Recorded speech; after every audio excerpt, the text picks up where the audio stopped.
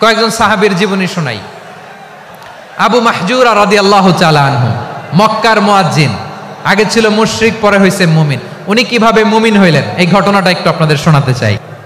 হুনাইনের যুদ্ধে 8ম হিজরি, কত হিজরি সবাই বলেন না একটু, কত হিজরি? 8ম হিজরিতে হুনাইনের যুদ্ধে রাসূল সাল্লাল্লাহু আলাইহি ওয়াসাল্লাম ফিরে আসতেছেন মদিনায়। পথিমধ্যে বেলাল রাদিয়াল্লাহু তাআলা আনহু আজান দিচ্ছেন। কি দিচ্ছেন? তো পাশে ছিল মুশরিকদের একটা পল্লী, কিছু মুশরিক তরুণ, কিছু অমুসলিম কিশোর, তারা আজানকে ব্যঙ্গ করতেছে। আমাদের বাংলায় মুখ ভেঙ্গানো বলে আর কি। বেলাল রাদিয়াল্লাহু তাআলা আনহু আজান দিচ্ছেন, ওই বাচ্চাগুলো মুশরিক, তো ওরা আজানকে ব্যঙ্গ করতেছে, বিকৃতি করে ওরাও আজান দিচ্ছে। উদ্দেশ্য হচ্ছে আজানকে নিয়ে ঠাট্টা করা। উদ্দেশ্য কি? ঠাট্টা করা।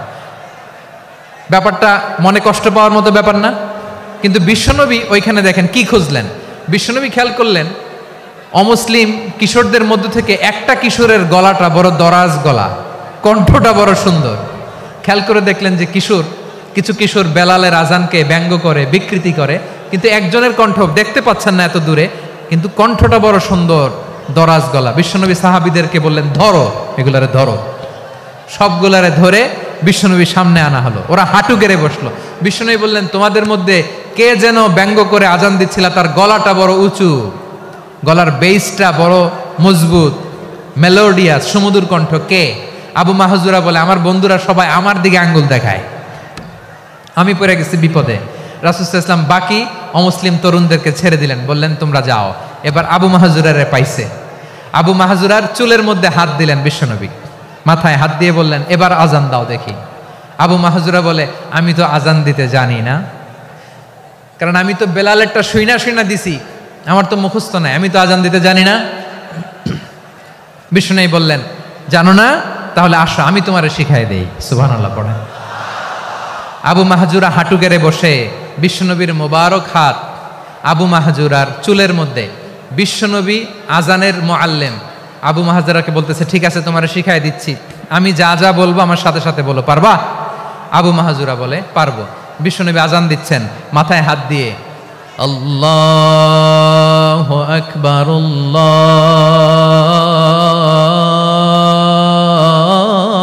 আল্লাহু আকবার। আবু মাহজুরা এই বাক্যটা পড়লেন। বিশ্বনবী দ্বিতীয় বাক্য পড়তে আরম্ভ করলেন, আল্লাহু আকবার,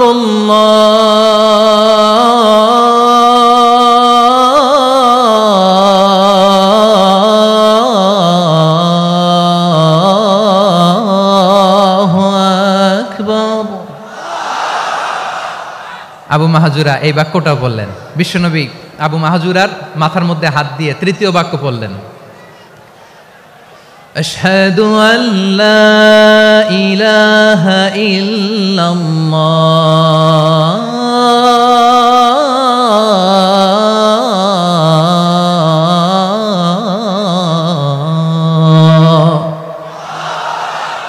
আবু মাহজুরা তৃতীয় বাক্য পড়লেন। বিশ্বনবী একটা বাক্য পরে আবু মাহজুরা পড়ে, বিশ্বনবী পরে আবু মাহজুরা পড়ে। আবু মাহজুরা কিন্তু অমুসলিম, মুশরিক। আবু মাহজুরা বলে, এক একটা বাক্য পড়ি আমার কলিজাটা গলে ঠান্ডা হয়ে যায়। এতদিন মোহাম্মদকে গালি দিতাম, এখন মোহাম্মদ আমার মাথায় যখন হাত রাখছে আমার সারা শরীর ঠান্ডা হয়ে গেছে। বিশ্বনবী আজান শিখাচ্ছেন, একটা একটা বাক্য পড়ে আবু মাহজুরাও পড়ে, বিশ্বনবী পড়ে, আবু মাহজুরাও পড়ে।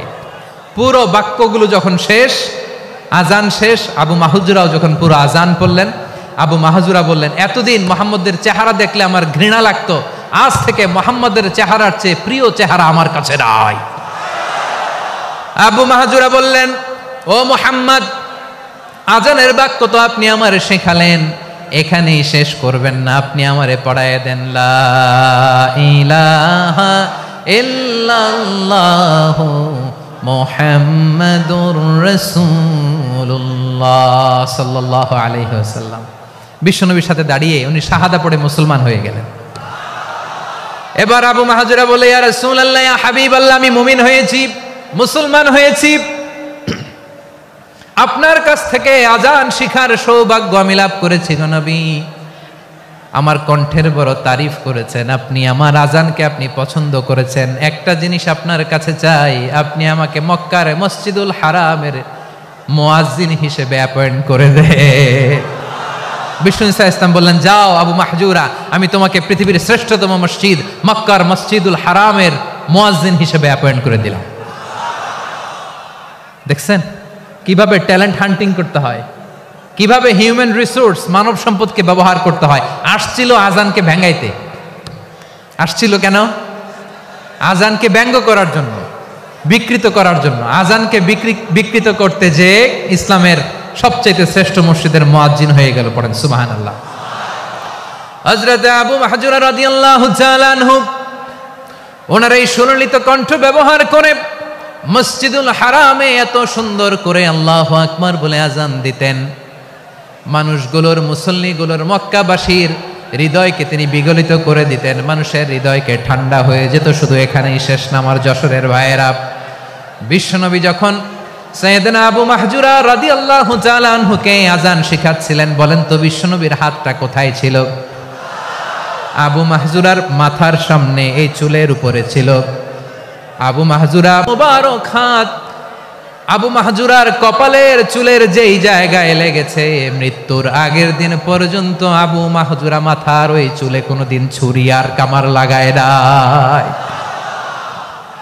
সেখানে কেচি লাগায় নাই, চুলের মধ্যে খুর লাগায় নাই। আবু মাহজুরা ডান দিকের চুল কাটতো, বাম দিকের চুল কাটতো, পেছনের চুল কাটতো, সামনের চুল কাটতো না।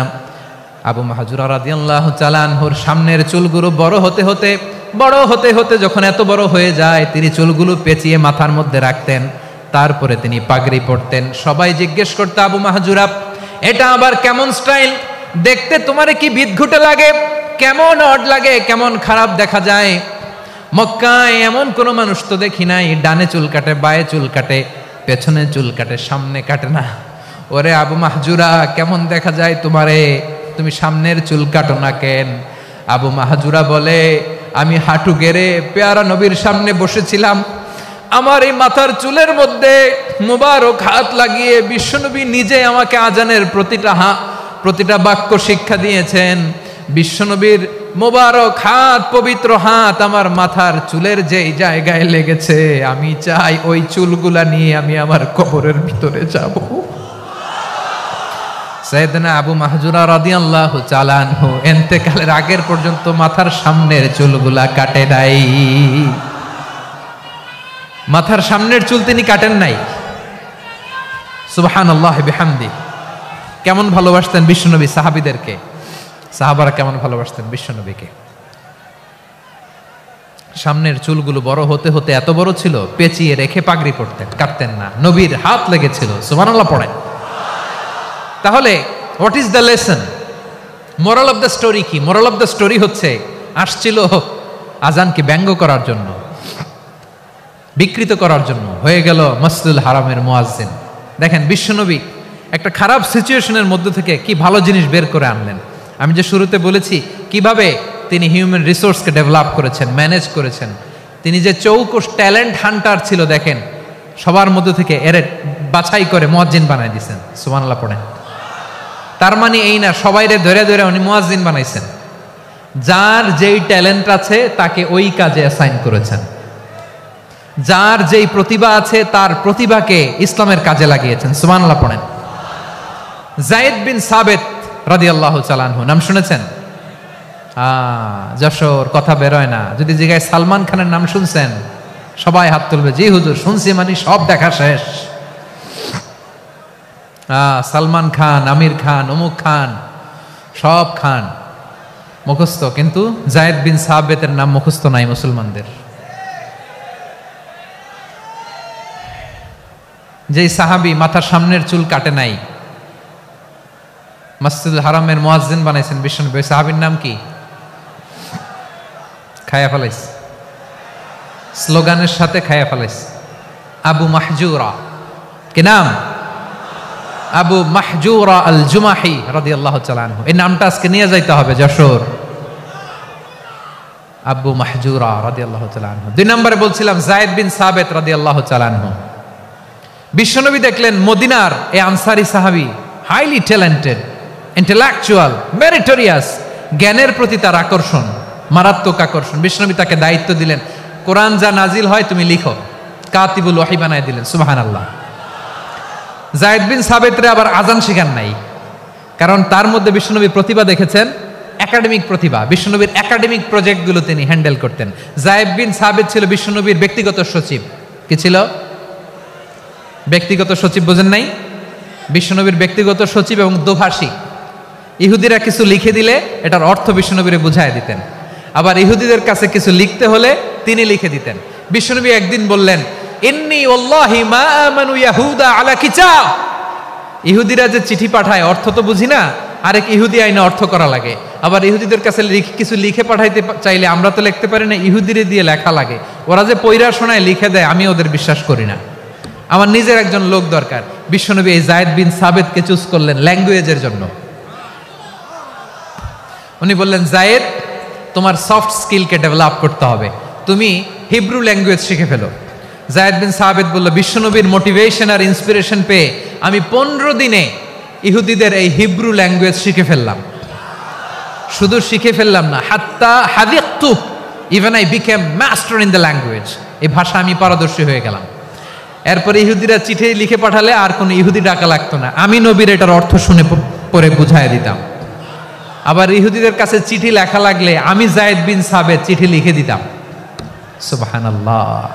দেখেন, এত সাহাবীর মধ্যে থেকে বিশ্বনবীর একাডেমিক প্রজেক্ট, ব্যক্তিগত সচিব, দোভাষী হিসেবে তিনি যায়েদ বিন সাবিতের মতো তরুণকে নির্বাচিত করেছেন। কেমন ট্যালেন্ট হান্টার ছিল আমার নবী! সুবহানাল্লাহ পড়বেন না? বিশ্বনবীর ইন্তেকালের পরে সাইয়েদনা আবু বকর রাদিয়াল্লাহু তাআলা আনহু যখন খলিফা হয়ে আসলেন, কোরআনকে সংকলনের দায়িত্ব দেয়া লাগবে, কোন সাহাবীকে দিবেন?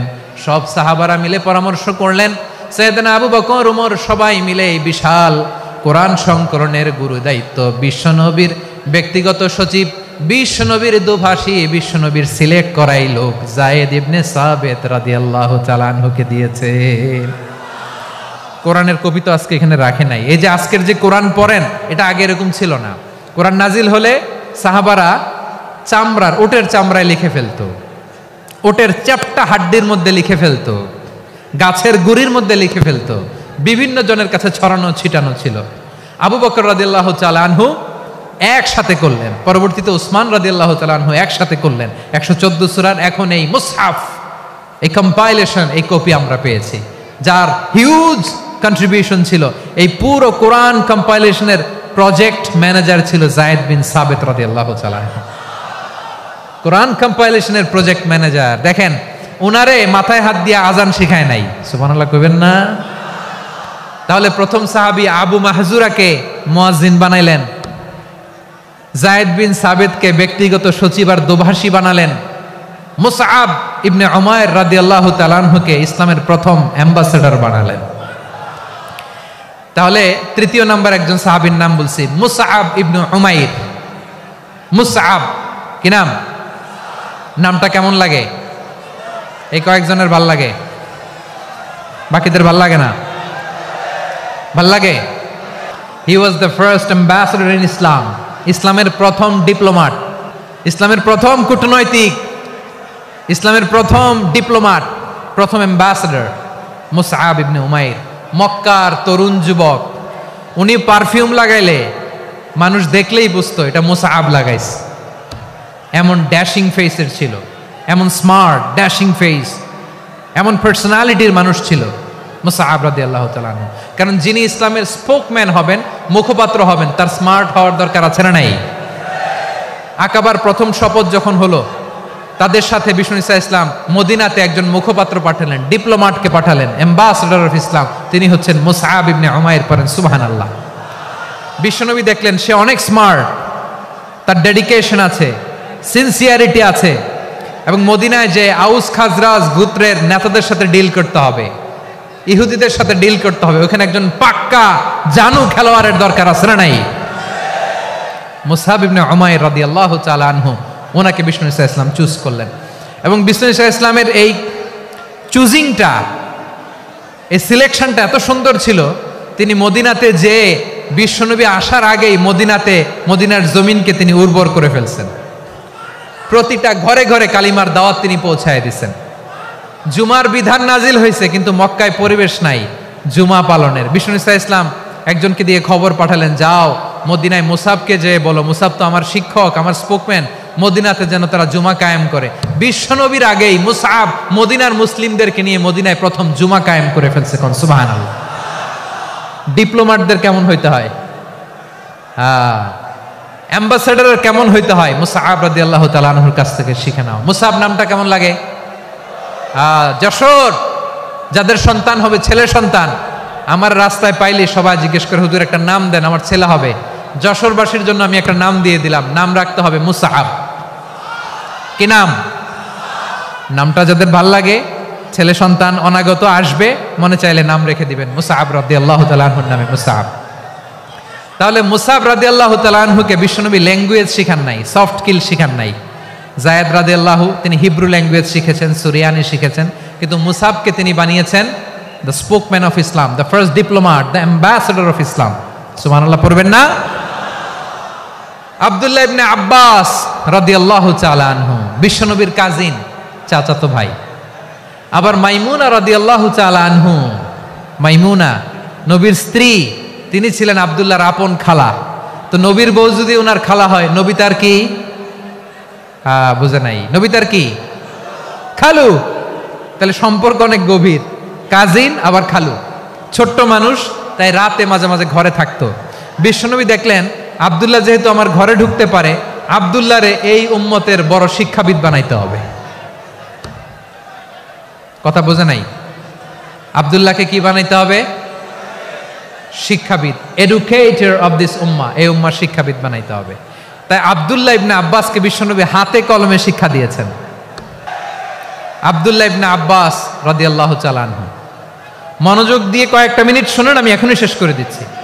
আব্দুল্লাহ ইবনে আব্বাস রাদিয়াল্লাহু তাআলা আনহু, ওনাকে বিশ্বনবী হাতে কলমে শিক্ষা দিয়েছেন, যেহেতু উম্মতের শিক্ষাবিদ হবেন, এডুকেটর হবেন। তো বিশ্বনবী রাতে যখন তাহাজ্জুদ পড়তেন, ছোট্ট আব্দুল্লাহ ঘরে থাকতো।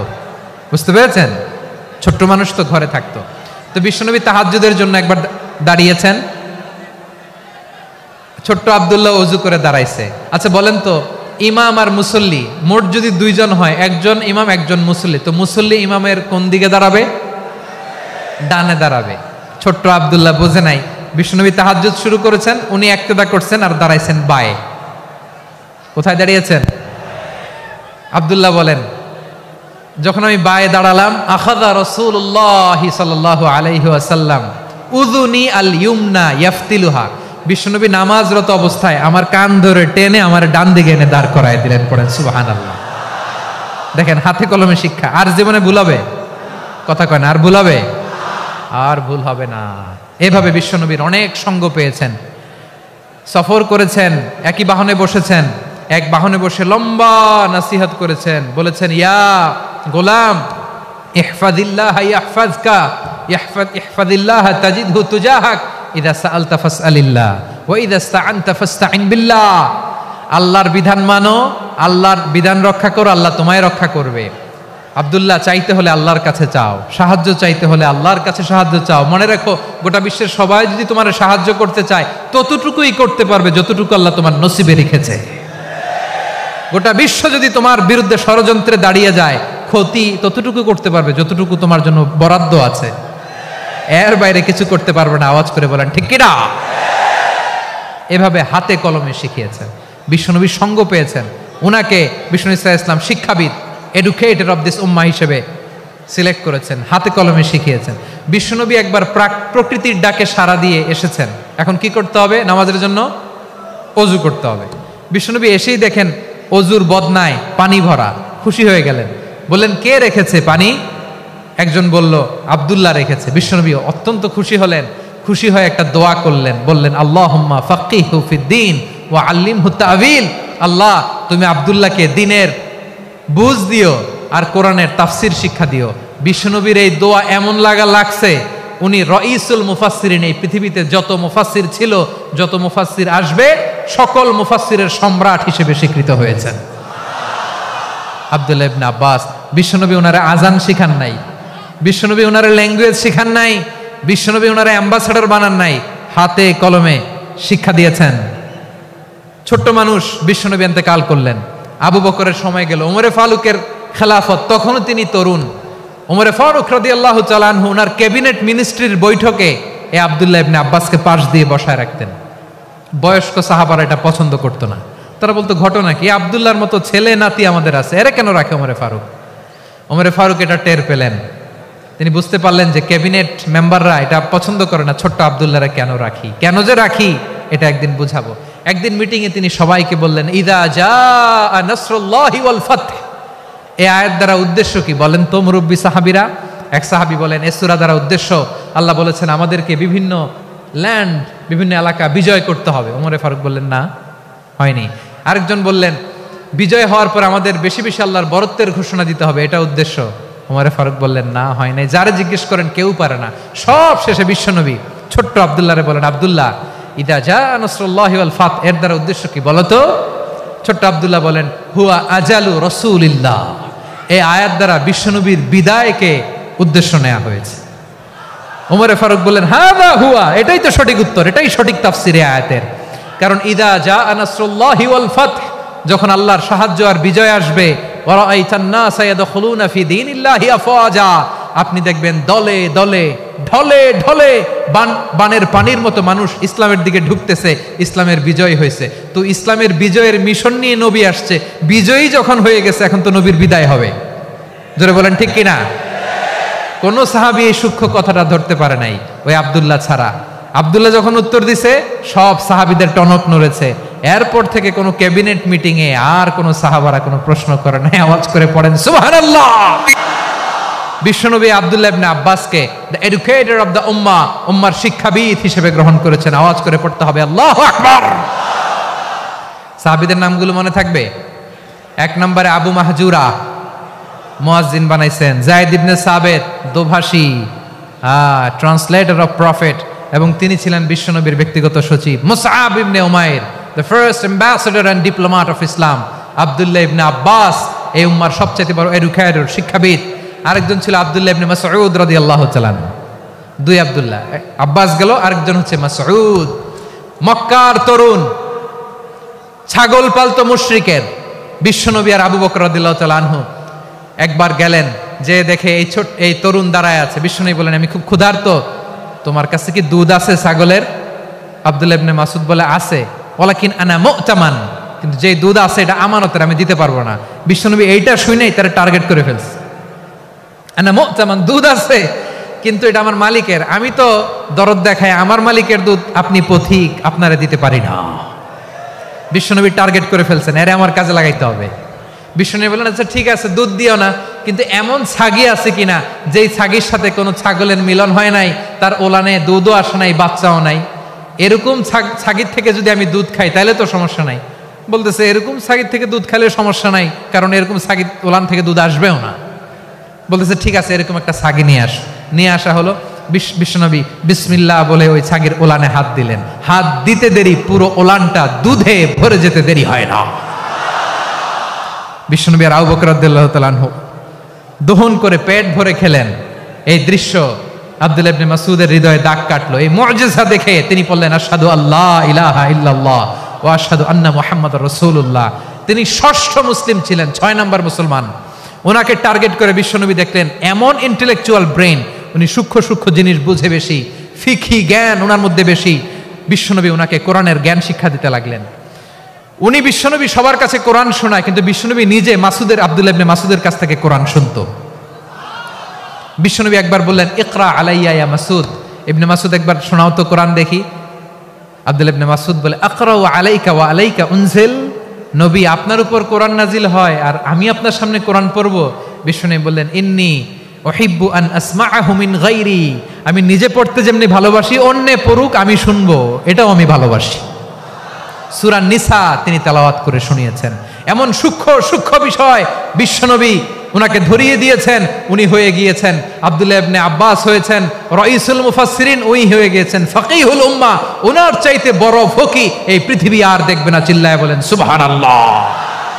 উনি বলতেন ওয়াল্লাহি ওয়াল্লাহি ইল্লাযী লা ইলাহা গায়রু মা উনজিলাত সূরাতুন ইল্লা ওয়া আনা আ'লামু আইনা উনজিলাত ওয়া ফীমা উনজিলাত। বিশ্বনবী এমন ভাবে কোরআনের দার্স আমাকে দিয়েছেন, কোরআনে যত সূরা নাজিল হয়েছে, যেখানে নাজিল হোক না কেন আমি জানি এটা কোথায় নাজিল হয়েছে এবং কোন প্রেক্ষাপটে নাজিল হয়েছে। এমন একটা সূরা নাই যে সূরার কোথায় নাজিল হয়েছে আমি মাসুদের জানা নাই, কোন প্রেক্ষাপটে নাজিল হয়েছে আমার জানা নাই। এরকম ঘটবে না, চিল্লায় বলেন আল্লাহু আকবার। এই আব্দুল্লাহ ইবনে মাসউদ রাদিয়াল্লাহু তাআলা আনহু ওমরে ফারুকের সময় কুফার চিফ জাস্টিস ছিলেন। কুফা নগরীর চিফ জাস্টিস। চিফ জাস্টিস বুঝেন নাই? বিচারপতি। কি ছিলেন? সবাই বলে নাই কি ছিলেন? বিচারপতি ছিলেন। এবং ওনার যে ফিকহি জ্ঞানের ধারা, এটাই আলকামা, ইব্রাহিম আন-নাখাই, হাম্মাদ ইবনে সুলাইমান হয়ে ইমাম আবু হানিফা পর্যন্ত পৌঁছেছে। এবং ওনার ফিকহি জ্ঞানের ধারাই হানাফি মাযহাবে অ্যাকসেপ্ট হয়েছে। আজও এগুলো হানাফি মাযহাবে চর্চিত হয়। হানাফি মাযহাবের সব ফিক আব্দুল্লাহ ইবনে মাসউদের ফিকহি জ্ঞানের ধারা থেকে নেওয়া হয়েছে। চিল্লায় পড়েন সুবহানাল্লাহ। তাহলে উনাকে বিশ্বনবী বানিয়েছেন জুরিস্ট, আইনবিদ, ফাকিহ। উনারে আজান শিখান নাই। হিউম্যান রিসোর্স ডেভেলপমেন্ট কিভাবে করবেন, মানব সম্পদের উন্নয়ন কিভাবে করতে হয়, কিভাবে যার যেখানে প্রতিভা কাজে লাগাতে হয় উনি দেখিয়েছেন। সুবহানাল্লাহ পড়বেন না? খালিদ বিন ওয়ালিদ নাম শুনছেন? কে কে শোনেন নাই হাত তোলেন। কি ছিলেন? বীর যোদ্ধা ছিলেন খালিদ বিন ওয়ালিদ।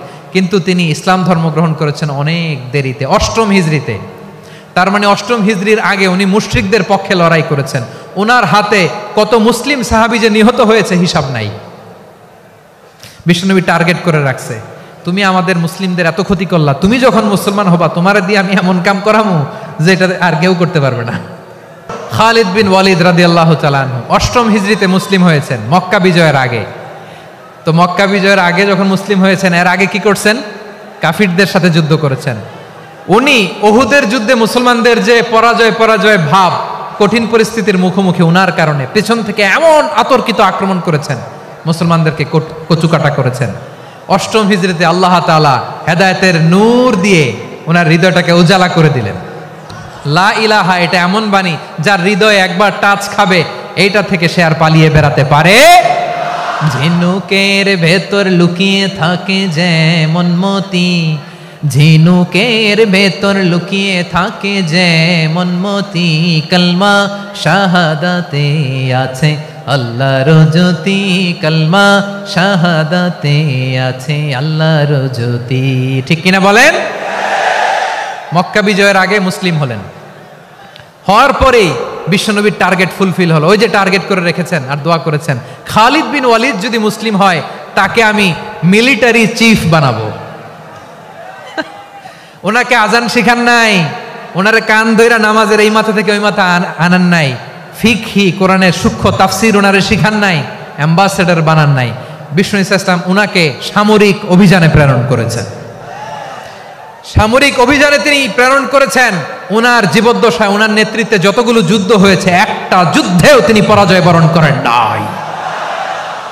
ওমরে ফারুকের সময়কালে তিনি চিফ অফ মুসলিম মিলিটারি, মানে মুসলিম সেনাপতি হয়েছেন। যশোর আওয়াজ করো, ঠিক কিনা বলো? সেনাপতি, মুসলিম সেনাপতি। তাহলে কিভাবে হিউম্যান রিসোর্স ব্যবহার করতে হয় গোটা বিশ্ব আমার নবীর কাছ থেকে শিখে না। খালিদ বিন ওয়ালিদ, ওনাকে বিশ্বনবী একটা উপাধি দিয়েছেন। উপাধিটা হচ্ছে সাইফুল্লাহিল মাসলুল, আল্লাহর নাঙ্গা তরবারি, আল্লাহর খোলা তরবারি, দ্য ওপেন সোর্ড অফ আল্লাহ। খালিদ বিন ওয়ালিদ মুসলিম সেনাপতি। হাসান বিন সাবেত নাম শুনছেন? দেখি উনি কি ছিল বলেন? রাসূলের সভা কবি, কালচারাল হিজিমনিকে ডিফিট করার জন্য। উনি ভালো অস্ত্র চালানো জানতেন না, ওই কাজে উনি যেতেন না। ওনার ছিল কাব্য প্রতিভা। কাফিররা কবিতা দিয়ে নবীকে গালি দিত। বিশ্বনবী বলতেন, ইয়া হাসান আজিব আন রাসূলিল্লাহ, তুমি নবীর হয়ে কাফেরদের এই কথাগুলোর জবাব দাও। বিশ্বনবীর একটা মিম্বার ছিল, বিশ্বনবীর মিম্বারের পাশাপাশি মসজিদে নববীতে এই হাসান বিন সাবিতের জন্য বিশ্বনবী একটা স্পেশাল মিম্বার বানিয়ে দিয়েছেন। এখান থেকে তুমি জবাব দাও। এবং বিশ্বনবী বলেছেন, আল্লাহুম্মা আইয়িদহু বিরূহিল কুদুস। আল্লাহ, হাসান আমার পক্ষে জবাব দেয়, তুমি জিব্রাইল মারফত তাকে সাহায্য পাঠাইয়া দিও। রাসূল সাল্লাল্লাহু আলাইহি ওয়াসাল্লামের সভা কবি, the poet of the prophet, নবীর কবি, উনি কবিতা দিয়ে এমন উচ্চাঙ্গের ভাষায় কবিতা দিয়ে তিনি জবাব দিতেন, কাফিরদের গা শিহরে যেত, তাদের হৃদয়ে আগুন ধরে যেত। তাহলে এরকম কবিরও দরকার আছে না নাই? এখন যাকে আল্লাহ দিছে কাব্য প্রতিভা, এরা যদি আপনি যুদ্ধের ময়দানে পাঠান হবে? যারে দিছে সুরেলা গলা, এরা যদি অ্যাম্বাসেডর বানান হবে না। হাসান বিন সাবিত ছিলেন বিশ্বনবী সাল্লাল্লাহু আলাইহি ওয়াসাল্লামের কবি। হুযায়ফা ইবনুল ইয়ামান বিশ্বনবীর গোয়েন্দা বিভাগের প্রধান। কিসের প্রধান? হুযায়ফা ইবনুল ইয়ামান, ওনার ছিল ডিটেকটিভ মাইন্ড, গোয়েন্দা বিভাগের প্রধান। এবং উনি হচ্ছেন সাহিবু সিররি রাসূলিল্লাহ, রাসূল সাল্লাল্লাহু আলাইহি ওয়াসাল্লামের গোপন তথ্যের ধারক বাহক। নবীর যেই কথা কেউ জানে না, সব হুযায়ফার পেটের ভিতরে ছিল। সুবহানাল্লাহ পড়েন। মদিনার যত ইহুদিদের একটা লিস্ট ছিল, এই লিস্ট শুধু দুইজন জানতো, বিশ্বনবী আর হুযায়ফা। সুবহানাল্লাহ পড়বেন না? তাহলে উনাকে কোন দায়িত্ব দিছে? কোন বিভাগ? যশোর, আওয়াজ করো, কোন বিভাগ? গোয়েন্দা বিভাগের হেড ছিল। খন্দকের যুদ্ধে প্রচন্ড আজকের মতো শৈত্য প্রবাহ, মাটি খনন করতে করতে সাহাবীদের পেটে ক্ষুধা নাই, দাঁড়াইতে পারে না নামাজের জন্য, এত ক্লান্ত, ক্ষুধা, ক্লান্ত, শ্রান্ত। বিশ্বনবী বললেন, কে আছো এই কঠিন শীত, এই ভয় আর ক্ষুধার মধ্যেও খন্দকের পরীক্ষার টপকে শত্রু শিবিরে যে আমাকে তথ্য দিবা, কে আছো? কারো গায়ে শক্তিই নাই যে দাঁড়াবে, কেউ দাঁড়ায় না। বিশ্বনবী তখন নিজে হুযায়ফাকে ডাক দিলেন, হুযায়ফা, যে আমাকে আজকে শত্রু শিবিরের তথ্য এনে দিবে, সে জান্নাতে আমার মোরাফাকা, আমার সঙ্গী হবে। হুযায়ফা রাদিয়াল্লাহু ইবনুল ইয়ামান জীবনের ঝুঁকি নিয়ে এই ক্ষুধা, শৈত্য প্রবাহ, কোল্ড ওয়েভসকে উপেক্ষা করে পরীক্ষা টপকে শত্রু শিবিরে যে সবার কথাগুলো চুপে চুপে শুনে বিশ্বনবীর দরবারে এসে গোয়েন্দাদের মতো তথ্য সরবরাহ করেছে। বিশ্বনবীর গোয়েন্দা বিভাগের প্রধান হুযায়ফা ইবনুল ইয়ামান ইন্টেলিজেন্স বিভাগ চালাতেন। মুনাফিকদের নাম ওনার কাছে ছিল। মুআয ইবনে জাবাল মদিনা রাষ্ট্রের সবচেয়ে সিনিয়র আমলা ছিলেন। আমলাতন্ত্র চিনেন তো? প্রশাসনিক কাজ যারা চালায়, অ্যাডমিনিস্ট্রেশন বুঝেন না? The department of administration. মদিনার রাষ্ট্রের সিনিয়র আমলা মুআয ইবনে জাবাল মুতাখাসসিসুন ফিল হালাল ওয়াল হারাম, হালাল হারামের স্পেশালিস্ট ছিলেন। বিশ্বনবী উনাকে ইয়ামানের গভর্নর করে পাঠিয়েছেন। বলেছেন, ইন্নাকা তা'তি কওমান আহলা কিতাব, এমন গোষ্ঠীর কাছে যাবা রা ইহুদি নাসারা, আগে শাহাদা পড়লে এরপরে নামাজের দাওয়াত দিও, নামাজ পড়লে যাকাতের দাওয়াত দিও। গভর্নরের অ্যাটিটিউড যেমন থাকে তেমন অ্যাটিটিউড ধরে রেখো। সুবহানাল্লাহ পড়েন। তাহলে মুআয ইবনে জাবালকে দিয়ে বিশ্বনবী কবিতা লেখায় নাই, চিঠি লেখায় নাই, আজান দেওয়ায় নাই। সুবহানাল্লাহ পড়বেন না? সব শেষ সাহাবী বলি আবু হুরায়রা রাদিয়াল্লাহু তাআলা আনহু, নাম শুনছেন? বিড়ালের বাবা। কি করতেন? খালি হাদিস মুখস্থ করতেন। উনি বলতেন, আলজামু রাসূলুল্লাহ আলা মিল ইবাতনি, আমার শুধু পেটের ক্ষুধার বন্দোবস্ত হইলে আমি নবীর সঙ্গ ছাড়তাম না। আমার আনসার সাহাবারা ক্ষেত খামারের কাজ করত, আমার মুহাজির সাহাবারা ব্যবসা করত, আর আমি নবীর সাথে সাথে থাকতাম। শুধু সকাল বিকাল দুই বেলা যদি আমার খাবারের বন্দোবস্ত হয়, আমি আর নবীর লক ছাড়ি না। সুবহানাল্লাহ কইবেন না? 5374টা হাদিস তিনি বর্ণনা করেছেন। সবচেয়ে বেশি হাদিস বর্ণনাকারী সাহাবী। হাদিস প্রিজার্ভেশনের কাজে বিশ্বনবী ওনাকে কাজে লাগিয়েছেন। উনি একদিন বলেন, ইয়া রাসূলুল্লাহ আসমাউ মিনকা কাসীরান ফালা আহফাজু, নবী অনেক কথা শুনি আমার মনে থাকে না। বিষ্ণু বললেন, তাই? উবসুত রিদাক, তোমার চাদরটা বিছাও। আবু হুরায়রা বিছালেন, বিশ্বনবী হাত বুলায় দিলেন, এরপরে অনেক হাদিস বর্ণনা করলেন। আবু হুরায়রা বলে, তারপর থেকে বিশ্বনবী যাই বর্ণনা করে আমি শুনি আর একটাও ভুলি না। এখন সুবহানাল্লাহ। বিশ্বনবী ওনাকে হাদিস প্রিজার্ভেশন, নবীর এই যে লক্ষ্য হাদিস প্রিজার্ভেশনের এই দায়িত্ব দিয়েছেন সাইয়েদনা আবু হুরায়রা রাদিয়াল্লাহু তাআলা আনহুকে। প্রিয় ভাইরা, তাহলে 10 জন সাহাবীর কথা যে বললাম, আপনারা কি খেয়াল করেছেন কত বড় ট্যালেন্ট হান্টার, চৌকস ট্যালেন্ট হান্টার ছিল আমার নবী। এক একজনের এক এক ট্যালেন্ট, এক এক কাজে অ্যাসাইন করেছেন। এক একজনকে এক এক দায়িত্ব দিয়েছেন, এক একজনের প্রতিভাকে এক একভাবে বিকশিত হওয়ার সুযোগ দিয়েছেন। আওয়াজ করে বলেন ঠিক কি না?